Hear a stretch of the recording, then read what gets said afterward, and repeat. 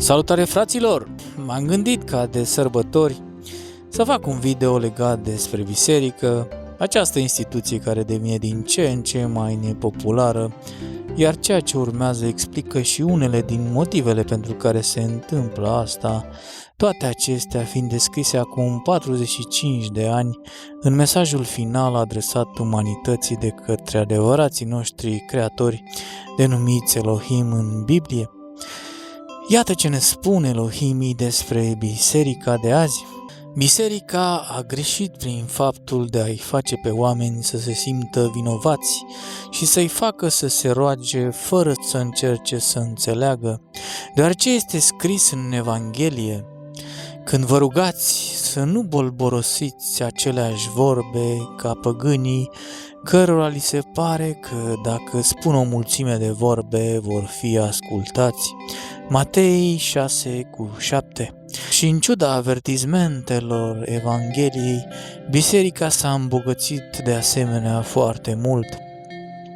Nu vă adunați comori pe pământ, nimeni nu poate sluji la doi stăpâni, căci sau va urî pe unul și va iubi pe celălalt, sau va ține la unul și va nesocoti pe celălalt. Nu puteți sluji lui Dumnezeu și lui Mamona. Matei 6:19-24. Altundeva este spus: să nu aveți nici aur, nici argint, nici bani în cingătorile voastre, nici traistă pe drum, nici încălțăminte, nici toiag. Matei 10:9-19.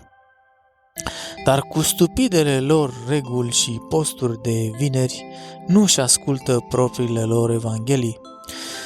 Nu ceea ce intră pe gură spurcă pe om, ci ceea ce iese din gură, aceea spurcă pe om. Matei 15:11. Cum pot îndrăzni ei, acești oameni care sunt numai oameni, să se răsfețe în bogăția și luxul Vaticanului, când evangheliile le spun să nu posede nici aur, nici argint, nici măcar o haină sărăcăcioasă?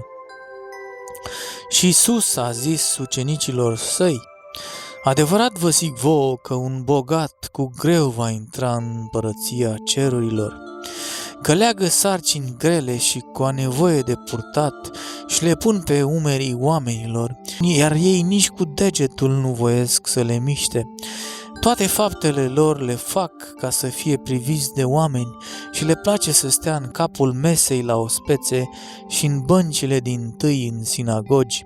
Le place să le facă oamenii plecăciuni prin piețe și să le zică rabi, rabi.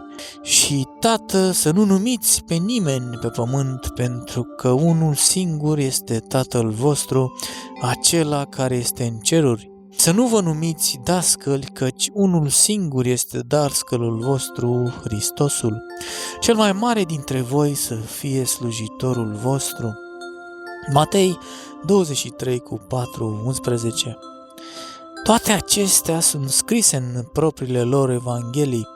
Cum îndrăznește biserica să împovăreze oamenii cu așa numitele lor păcate, care nu sunt decât concepte diferite de moralitate și de stiluri de viață? Cum îndrăznesc ei să vorbească de bunătate în timp ce trăiesc în opulență la Vatican, în timp ce oamenii mor de foame? Cum îndrăznesc ei să caute invitații și onoruri în timp ce predică smerenia? Cum îndrăznesc ei să le ceară oamenilor să-i numească părinte, eminența voastră sau sfințenia voastră, când propriile lor evanghelii le interzic în mod expres toate aceste lucruri? Dacă de mâine papa va merge pe drum ca un cerșetor, biserica va fi reînviată, dar ar avea un cel umanitar total diferit celui urmărit până acum, adică propagarea a ceea ce trebuie să servească drept dovadă azi.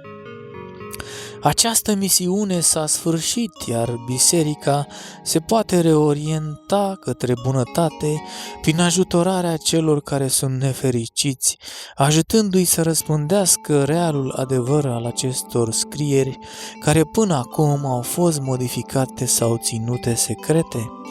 În aceste zile, spiritul generos al multor preoți își va găsi realizarea.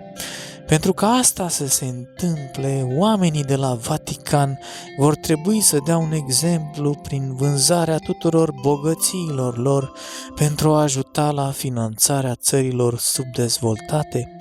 Ei ar trebui să se ducă în țările acestea și să-i ajute pe oamenii de aici să progreseze, oferindu-le ajutor practic cu propriile lor mâini, nu doar cu vorba bună. Este inacceptabil de asemenea să existe diferite categorii de mariaje și mai ales de înmormântări în funcție de averea persoanei. Asta este o altă greșeală a bisericii, dar timpul a sosit. Dragilor, dacă v-a plăcut și doriți să aflați mai multe despre ce gândesc Elohim în legătură cu biserica, vă invit să urmăriți și videoul care v-a apărut în partea dreaptă sus. Vă invit să urmăriți și playlist-ul din partea stângă sus atunci când aveți timp, pentru că sunt multe videouri acolo foarte interesante. Vă mulțumesc pentru atenție și vă doresc un decembrie cât mai minunat și mai puțin izolat, mai ales în biserici.